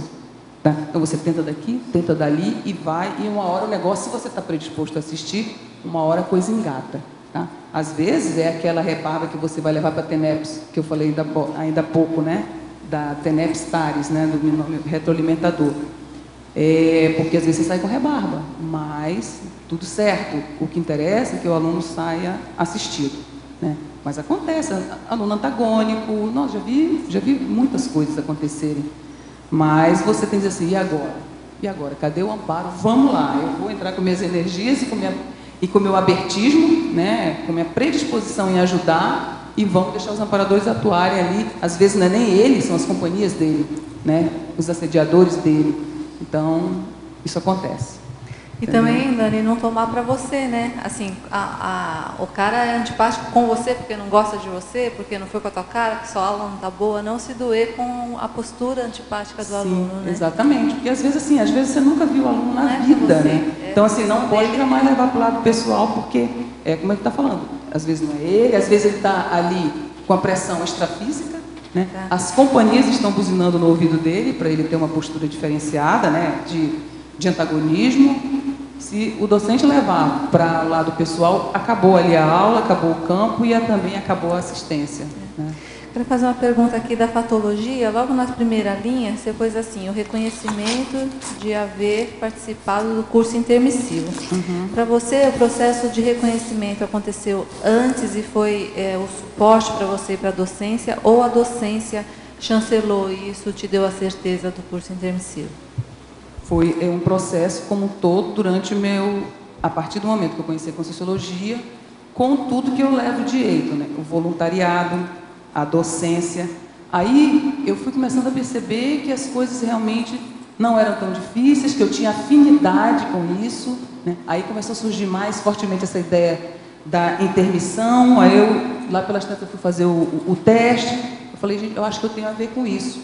E aí o meu trabalho enquanto voluntário, enquanto docente, tenepsista, aí você começa a dar aula, começa a itinerar e ver o quanto que você cresce com essa questão da itinerância, como é que você faz quando está só você numa cidade desconhecida, você e os amparadores, como é que você se sai numa questão dessa, e isso foi me dando a certeza de haver participado de curso intermissivo e estar afinizada com essas ideias para poder, né, melhorar, aproveitar essa existência intrafísica aqui, para fazer melhor do que eu já fiz antes.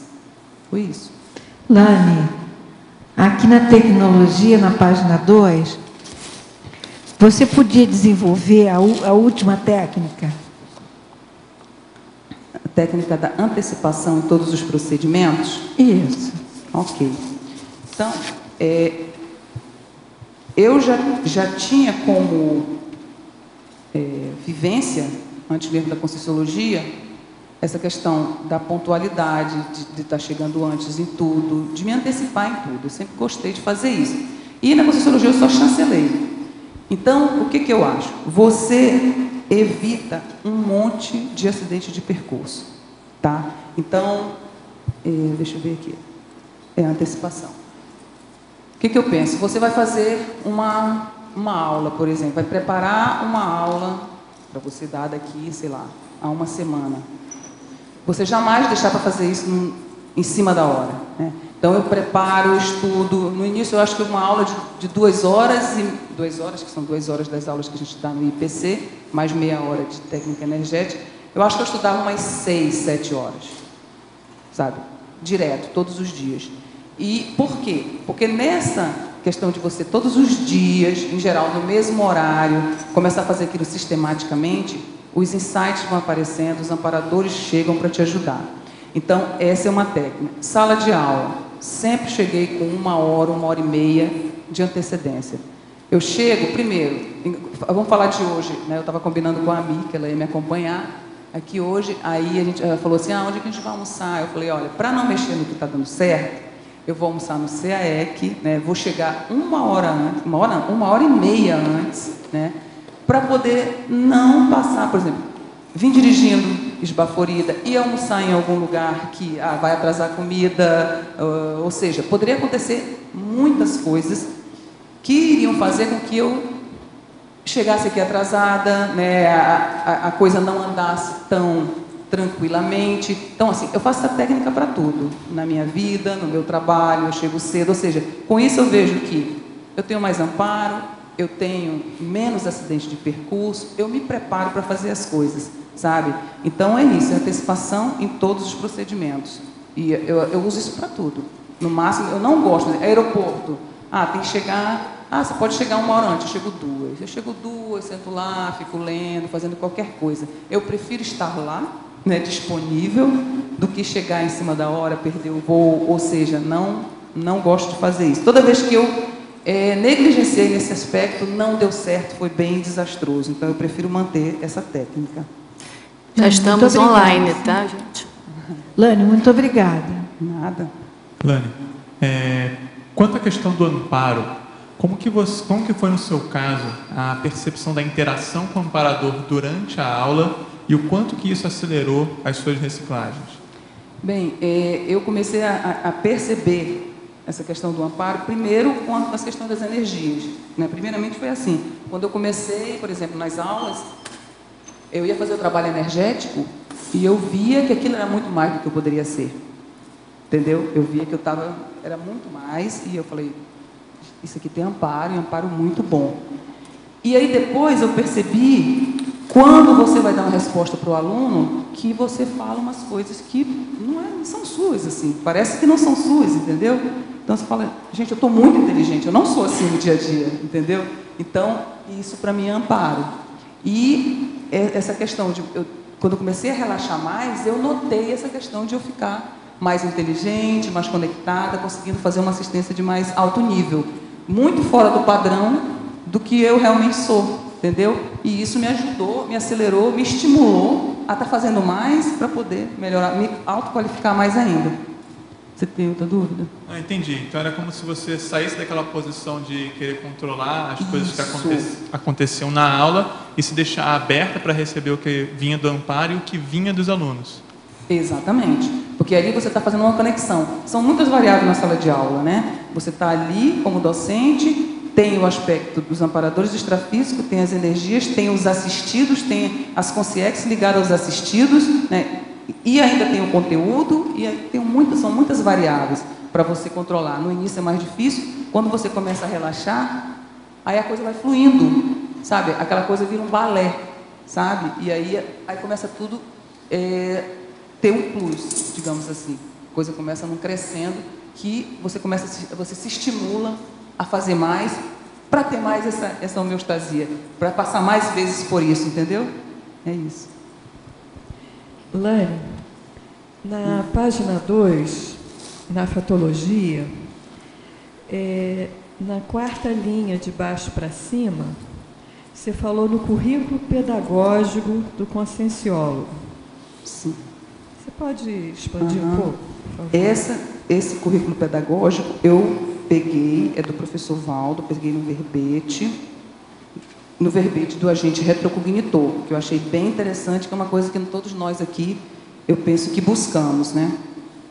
Então, na realidade, ele fala assim, na argumentologia, tendo em vista a experimentologia, o agente retrocognitor cresce quando busca a vivência do currículo pedagógico do conscienciólogo, estabelecido teaticamente através de 9 etapas desafios, tá? Bem definidos de desempenhos nesta ordem crescente, que seria a docência conscienciológica, as palestras públicas, os artigos publicados, os debates públicos, itinerância pedagógica, a ministração de curso extracurricular, que no caso a gente chama no EPC de CL, né, o curso livre, né, o livro publicado, o epicentrismo consciencial e a lexicografia, né, dicionários cerebrais, pessoais, sinônimos, analógico, poliglótico. Então, a questão de levar tudo direito, né, que é o nosso mega desafio. Então, eu coloquei aqui que eu acho que é o que a gente faz, né, como intermissivista, são os compromissos que a gente assume e a gente precisa tocar isso. Isso não é fácil. Imagina, olha só, o monte de item que tem aqui e é um mega desafio, pelo menos para mim né, eu penso que para muita gente também. Então, é isso, é você conseguir levar todas essas etapas direito e percebendo que uma ajuda na outra, sabe? Isso é uma questão, é um sinergismo. Você vai dando aula, você vai se estimulando, isso melhora teu mental soma, com isso você já tem condição. Por exemplo, eu comecei a escrever verbete e artigo, depois de ter um tempo na docência, eu falei, eu acho que já consigo escrever alguma coisa, entendeu? E aí vem a criatividade, o mental soma flui e você consegue produzir alguma coisa. E aí a coisa continua, as qualificações, né, para você vai continuando. Quer dizer que esse currículo pedagógico, esses 9 itens, seriam como se fosse um ponteiro consciencial. Pode ser. A pessoa está sempre... E aí você vai... Aqui na efeitologia, na segunda linha, você falou do efeito da reperspectivação das metas. Se vê que há se vê perspectiva a partir desse currículo, ou você vê outra fonte para essa... Não, eu penso que é exatamente isso aqui. Esse efeito que eu coloquei foi pensando nisso. O quanto que você vai fazendo, né, no caso aqui, no contexto do verbete, você vai se autodestravando, a partir dali você se sente mais forte, mais potente para seguir em frente e fazendo outros, né, seguindo outros steps que vão te qualificar mais ainda. E aí você reperspectiva a tua vida na realidade, entendeu? Você já começou a fazer pensatas? Eu fiz algumas pensatas. Pensatas, exatamente. Né? Fiz algumas pensatas, agora faz tempo que eu não faço nenhuma, mas eu vejo que não é uma coisa tão difícil assim, basta predisposição mesmo, né? Então é bem interessante, um amparo específico para você fazer as pensatas.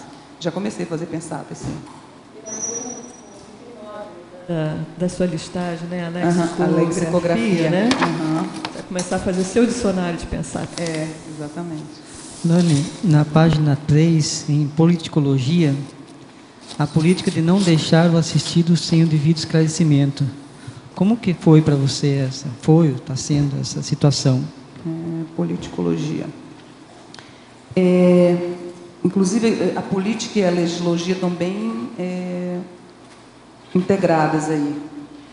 Eu penso que, no meu caso, desde a preparação da aula, eu fico fazendo uma coisa que eu citei aqui, mas não perguntaram ainda, mas eu vou aproveitar e falar. Deixa eu ver onde é que eu coloquei.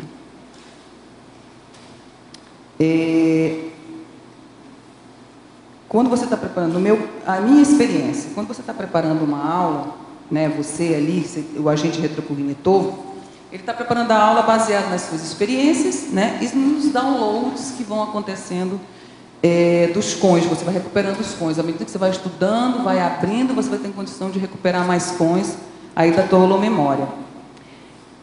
Entra também um amparador técnico em docência. Esse amparador está ali te ajudando e te dando suporte para você chegar em sala de aula e manter todo aquele suporte energético para ajudar no desassédio do aluno.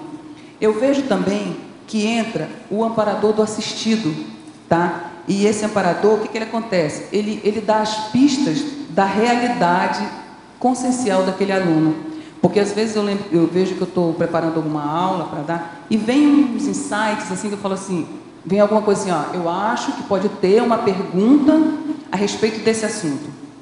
Então, eu falo, antes eu dizia, não, isso é bobagem e tal.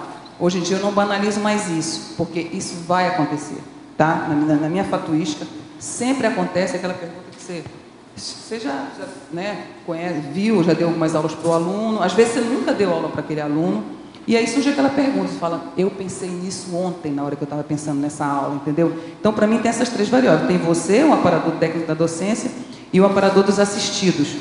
Aí eu lembro, antes de responder a tua pergunta, eu lembro uma coisa que eu acho interessante. Vocês lembram, quem estava aqui, que tinha umas palestras do shopping. A gente tem um espaço no shopping da Conscienciologia. Dar palestra ali, para mim, era um mega desafio.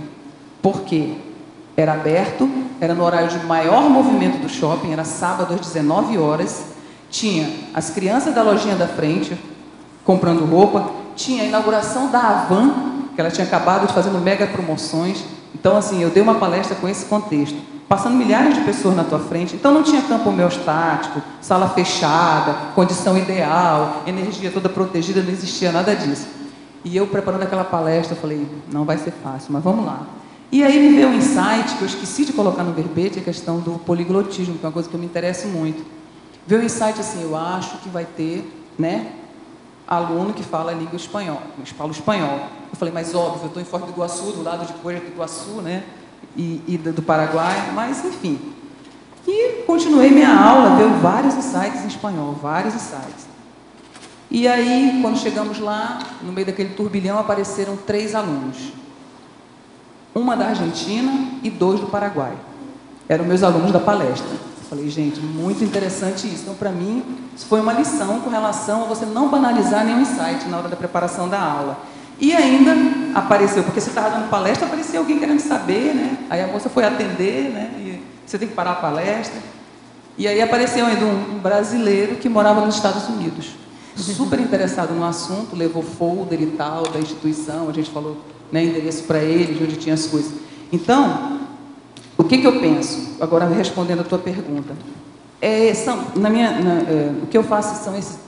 Eu evito todos os esforços para não deixar o aluno desassistido. Então, assim, às vezes, determinadas aulas, ele pergunta uma coisa que realmente você não conhece, ele pergunta um tema diferente que você, às vezes, não conhece. Você fala assim, eu vou buscar, por exemplo, se for num curso longo, claro, né?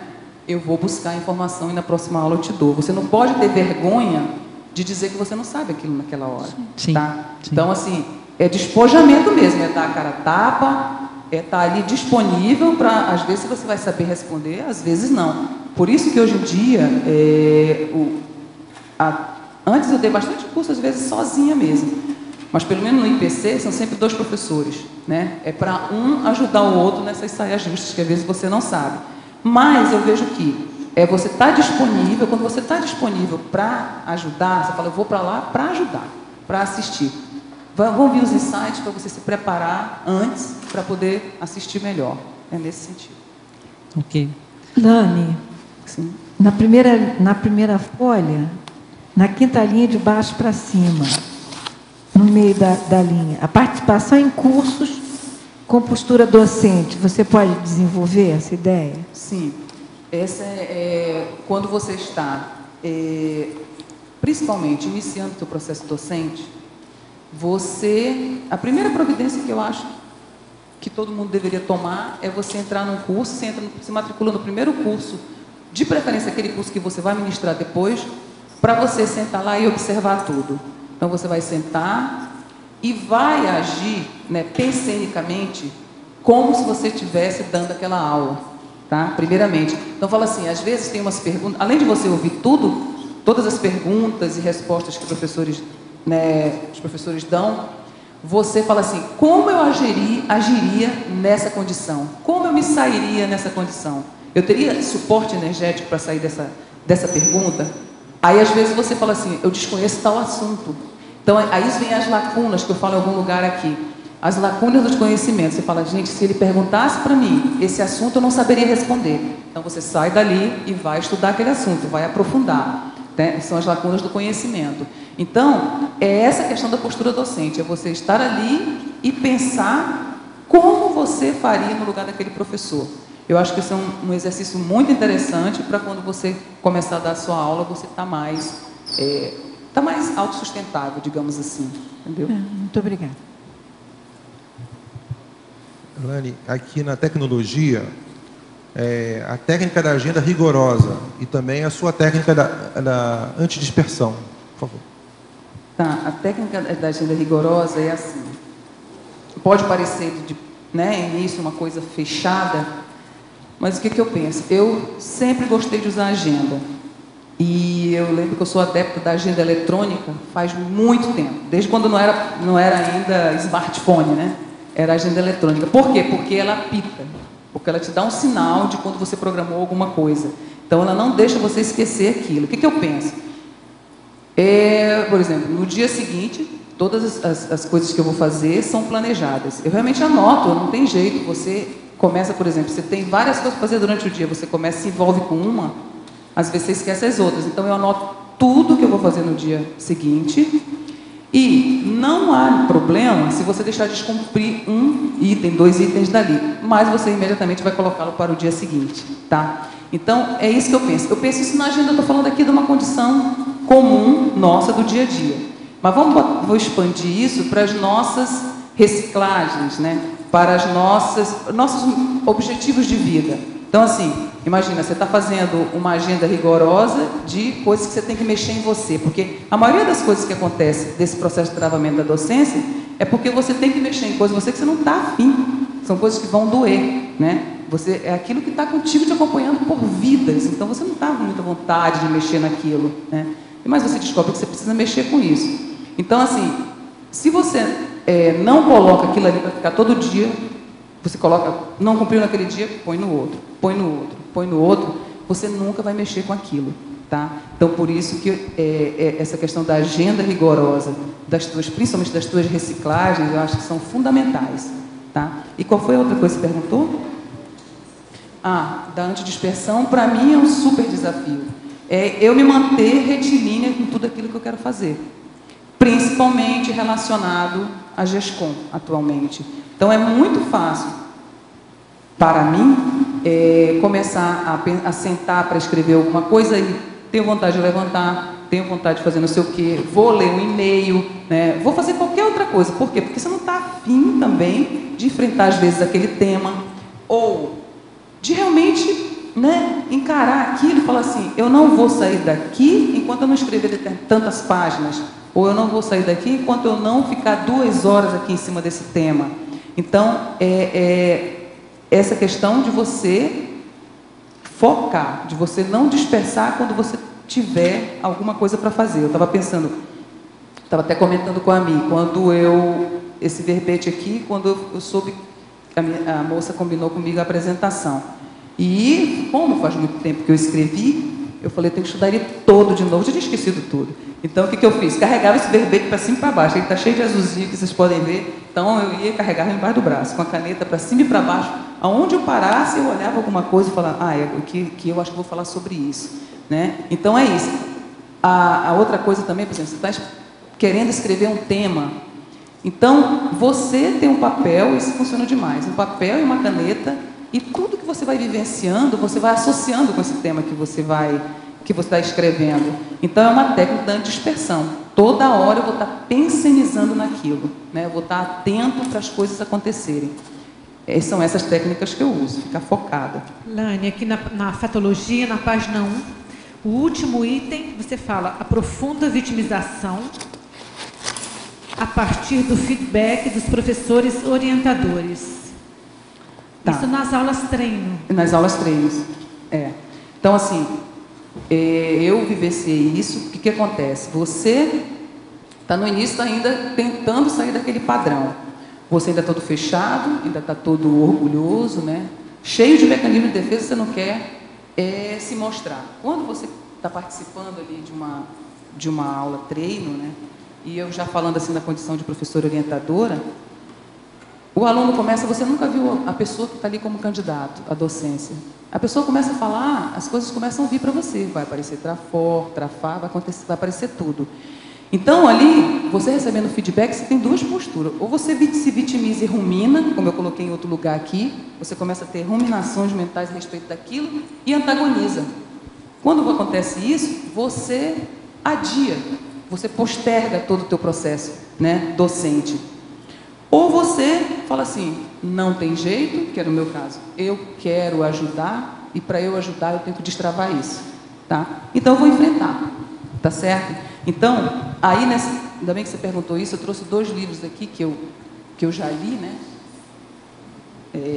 E que eu acho que tem muito a ver com isso. Por exemplo, quando você se fecha, você se auto-sabota na hora, né?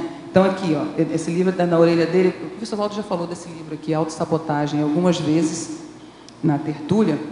Então, uma das coisas que ele fala aqui, ó, a necessidade de aprovação e aceitação, o medo de se expor ou de ficar em desvantagem diante dos outros, o exagerado sentimento de culpa por um erro cometido, levam-no, muitas vezes, a adotar um comportamento autodestrutivo, né? Você fica com aquela menos-valia, aquela sensação de incapacidade. Você prefere agir como de costume para não ter de enfrentar uma situação nova, com receio de não saber lidar com ela. Tá? Então, tem esse livro e um outro também, que é bem interessante, esse aqui, O Ciclo da Autossabotagem. O que acontece? Você começa a repetir padrões, né? E fala assim, ó, por que repetimos atitudes que destroem nossos relacionamentos e nos fazem sofrer? E, no caso, também, comportamentos. Então, você tem a tendência a ficar fechado e repetir padrões, e com isso você não avança.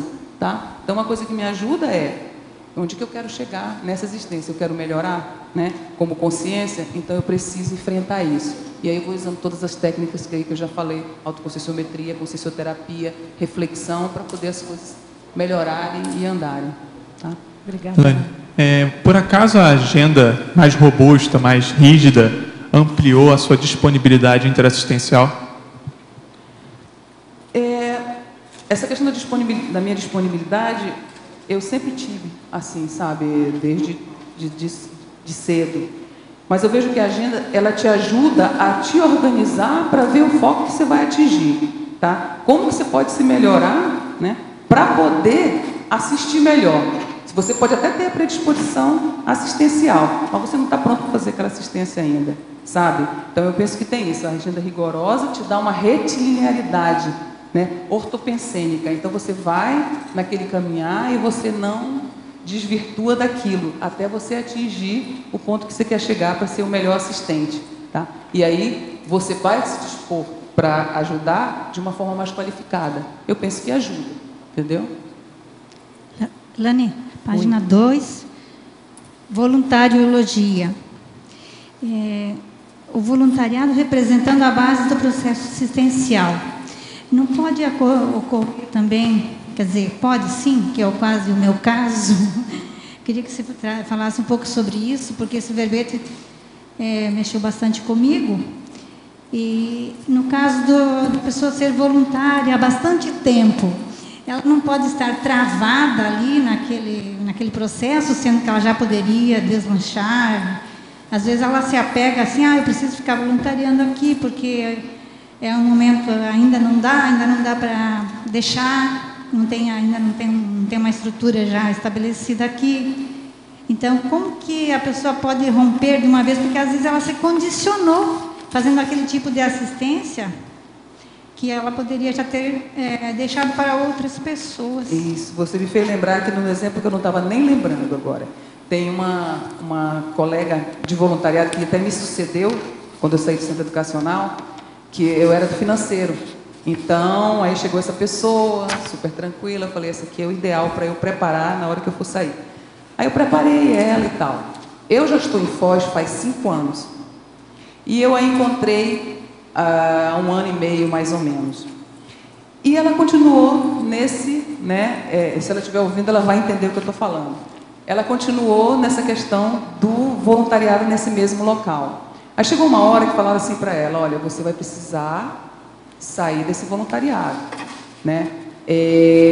Mas para dar a oportunidade para ela fazer outras coisas, né? Fazer, enfim, dar aula, né? Evoluir, sair daquilo ali, porque ela se apegou, porque a questão do financeiro, se você não se espertar, você vai ficar muito intrafísico na realidade, porque você cuida de números, assim como você cuida de números na tua casa, cuida de números na tua empresa, né?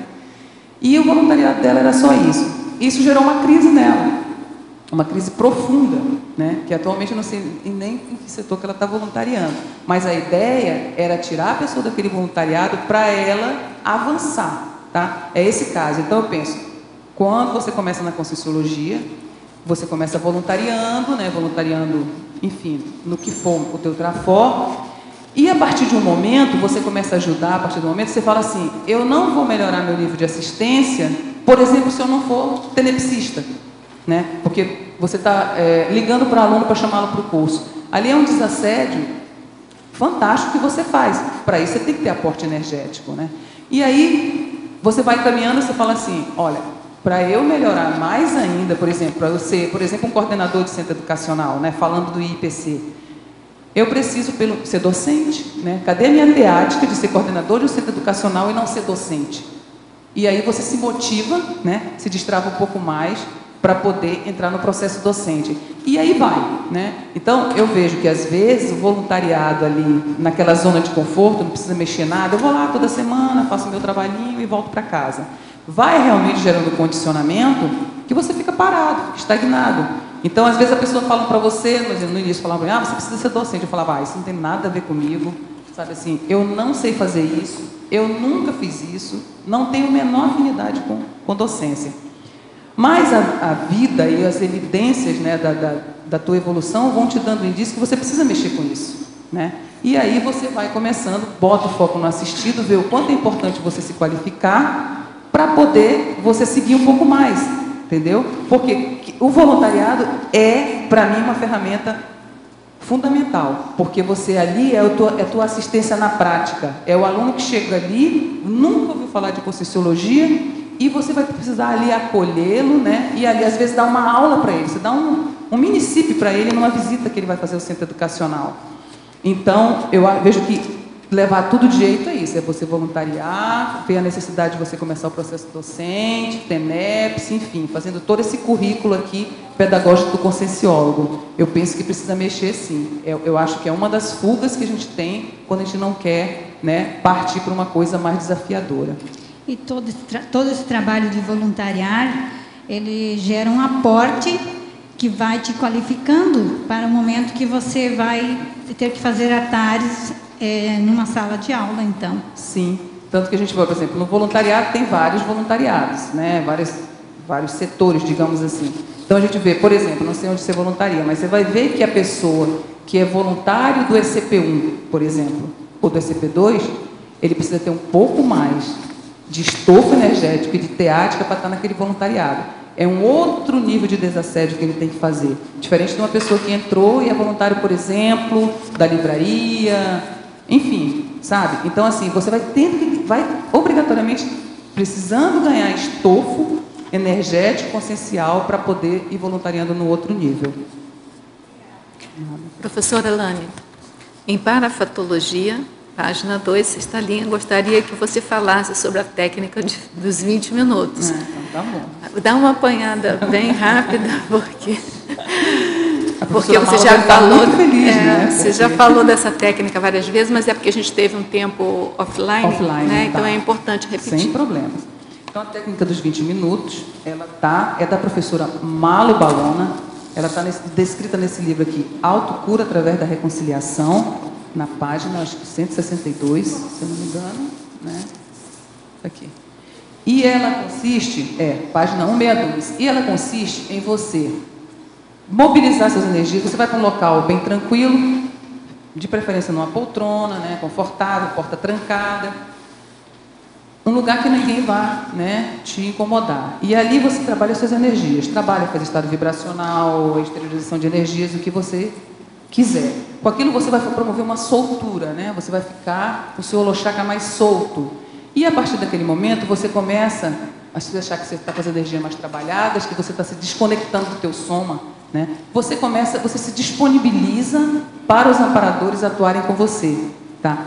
Te dando insight, te ajudando em alguma coisa que você queira resolver, enfim. A técnica é isso, você trabalhar essas energias, se disponibilizar para os amparadores. Mas uma coisa importante, não pode ser feita no mesmo horário, porque senão é TENEPS, né?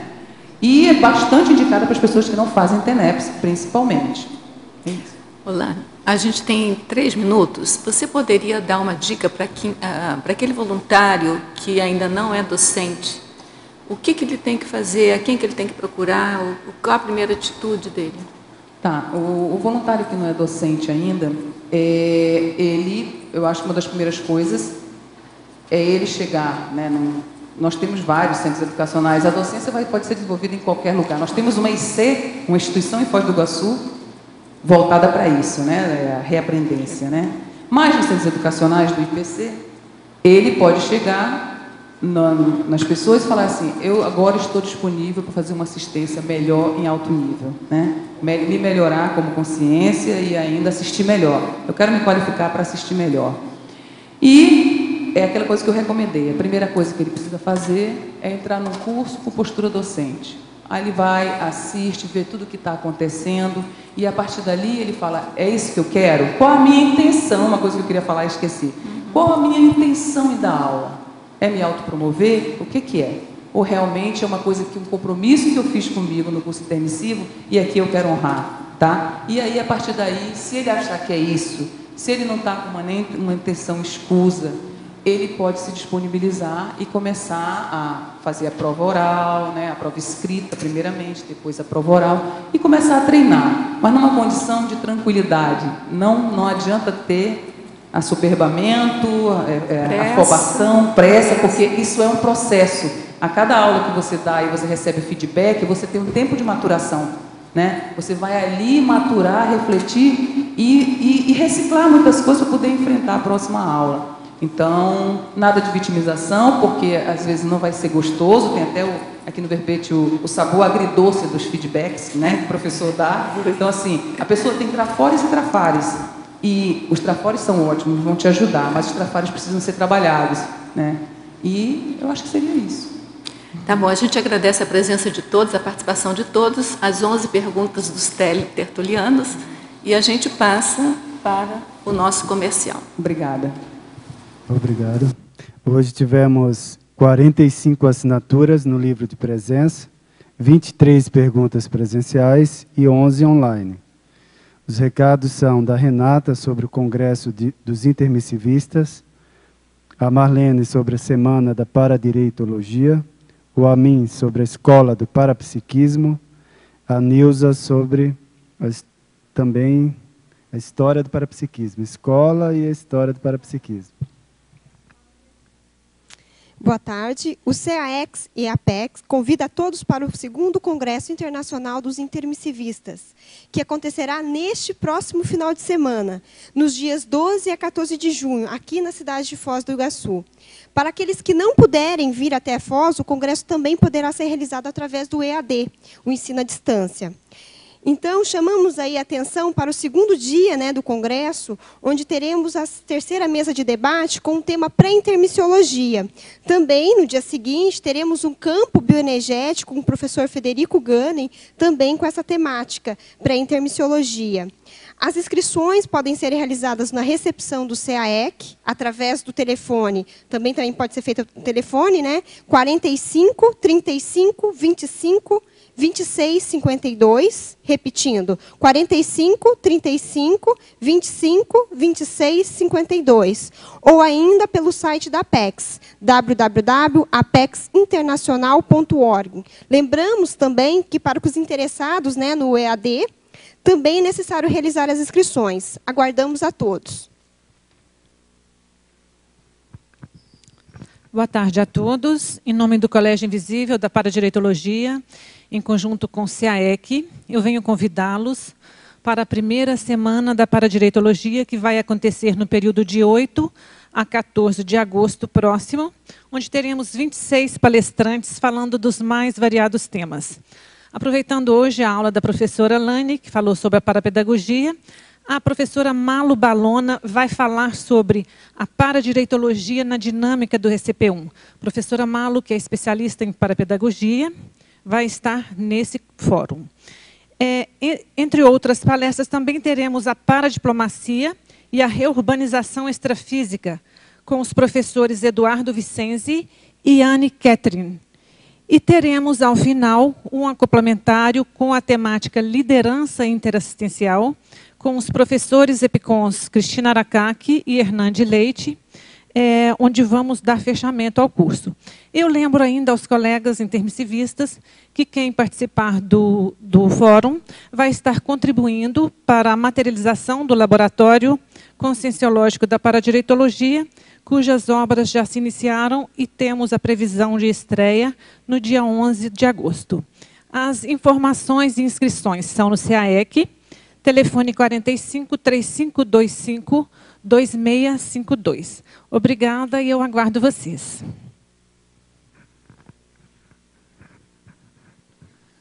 Boa tarde a todos. O nosso convite é para a Escola de Parapsiquismo. Nós vamos ter uma turma se iniciando no próximo dia 15 de julho, que é sem ser essa segunda-feira a outra.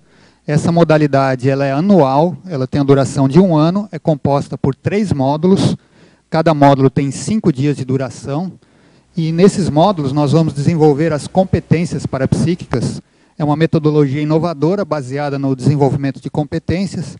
E também entre os módulos, os alunos têm uma série de atividades que eles podem fazer na própria cidade onde estiverem. Quem tiver interesse é só procurar a recepção do CAEC, o telefone 45 3525 2652. Tá, obrigado. Boa tarde a todos. Estou aqui para convidá-los para o curso História do Parapsiquismo, que será realizado pela CIP em parceria com o CAEC. O curso será com os professores João Ricardo Schneider e Jarbas Paranhos, nos dias 23, 24 e 25 de julho. Alguns tópicos do curso são a apresentação do curso, introdução da história do parapsiquismo, o parapsiquismo na antiguidade, o parapsiquismo no período medieval, o parapsiquismo no período moderno e contemporâneo. Também serão realizadas técnicas práticas durante o curso. e um debate das vivências sobre o curso também. As informações e inscrições podem ser feitas no CAEC, o telefone é 045 35 26 52. Repetindo, 045 35 25 26 52. E o e-mail é caec@caec.org. Obrigada. Para amanhã teremos o verbete Hábito Evolutivo. A especialidade é Evoluciologia, de autoria do professor verbetógrafo Adélio Conter. Obrigado pela presença de todos e até amanhã.